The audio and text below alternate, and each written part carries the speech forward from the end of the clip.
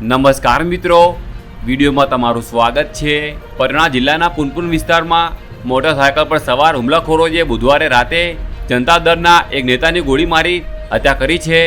મૃતકની ઓળખ સૌરવ કુમાર તરીકે કરવામાં આવી છે।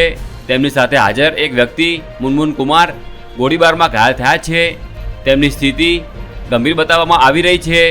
આ ઘટના બુધવાર રાતે 12:15 કલાકે બની હતી, જ્યારે સૌરવ અને મુનમુન પુનપુન ક્ષેત્રના પરસા બજારમાંથી એક લગ્ન સમારંભમાં ભાગ લઈને પરત ફરી રહ્યા હતા।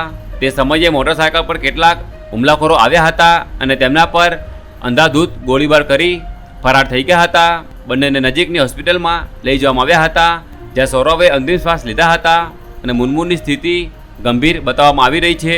પોલીસે હુમલાખોરોને પકડવા સીસીટીવી ફૂટેજની તપાસ કરી છે અને પરિવારજનો સાથે પૂછપરછ કરી રહી છે। આ ઘટનાના વિરોધમાં સ્થાનિક લોકોએ દેખાવો કર્યા હતા, જેના કારણે કલાકો સુધી ટ્રાફિક જામ થઈ ગયો હતો। હાલમાં પોલીસ આગળની કાર્યવાહી કરી રહી છે।